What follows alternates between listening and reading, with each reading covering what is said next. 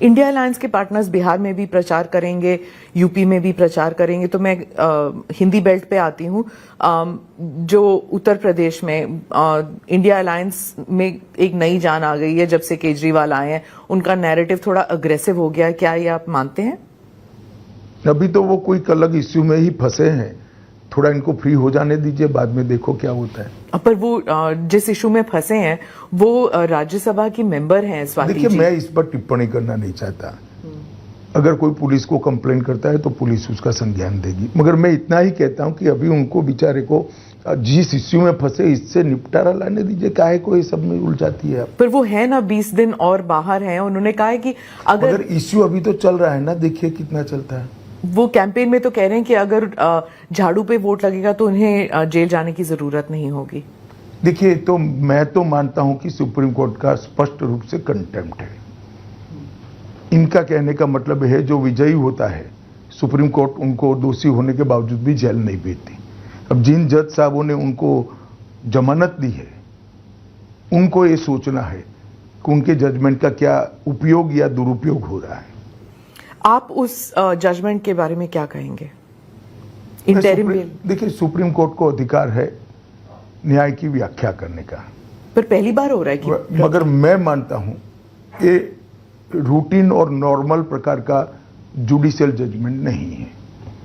काफी लोग देश में मानते हैं कि स्पेशल ट्रीटमेंट दिया गया है। केजरीवाल जी कह रहे हैं कि आप लोगों ने इतने कैमरा लगाए हुए थे, पीएमओ तक में कैमरा का एक फीड जा रहा था, वो सब देख रहे थे कि ये केजरीवाल जी टूटते हैं कि नहीं, और वो कह रहे हैं कि मैं टूटा नहीं हूं और वो बीजेपी मेरे से इतना डरती है। लगाए हैं तिहाड़ में। तिहाड़ उनके पास है, हमारे पास नहीं है। ये कंटिन्यूअसली झूठ बोलते हैं। जेल प्रशासन दिल्ली सरकार के हाथ में, केजरीवाल जी के हाथ में, गृह मंत्रालय के हाथ में नहीं है। पर वो मतलब दिन में कम से कम 3 बयान आते हैं केजरीवाल जी से, और उन्होंने इंडिया अलायंस का नैरेटिव कब्जा कर लिया, क्योंकि वो कहते हैं पहले कि प्रधानमंत्री फुल टर्म नहीं रहेंगे तो मोदी की गारंटी नहीं, वो अमित शाह जी की गारंटी बन जाएगी क्योंकि कमान आप संभालेंगे। चलिए, आप इतने सीरियसली ले रहे हैं, वो सिर्फ 22 सीट लड़ रहे हैं देश में। इतना सीरियसली मत लीजिए, सिर्फ 22 सीट लड़ रहे हैं और वो गारंटी दे रहे पूरे देश का मैं बिजली का बिल माफ कर दूंगा। अरे भैया, तुम 22 ही सीट लड़ रहे, तेरी सरकार कहां से बनेगी? हम मोहल्ला क्लिनिक बना देंगे। और मैं कई बार स्पष्ट कर चुका हूं, फिर से स्पष्ट करना चाहता हूं, 29 तक मोदी जी ही रहेंगे। और केजरीवाल, आपके लिए कोई अच्छा समाचार नहीं है, 29 के बाद भी मोदी जी ही हमारे चुनाव अभियानों का नेता है, उनके नेतृत्व में ही हम चुनाव लड़ेंगे। महाराष्ट्र पे पूछती हूँ, महाराष्ट्र में आपकी पार्टी पर इल्जाम है कि आपने रीजनल पार्टीज को तोड़ा है, चाहे एनसीपी और शिवसेना। नहीं तोड़ा है। मुझे 2 बात का जवाब दीजिए। अगर शरद पवार जी अजीत पवार को अपना वारिस बनाते तो पार्टी टूटती क्या? और उद्धव जी अपने बेटे की जगह एकनाथ शिंदे को महत्व देते तो पार्टी टूटती क्या?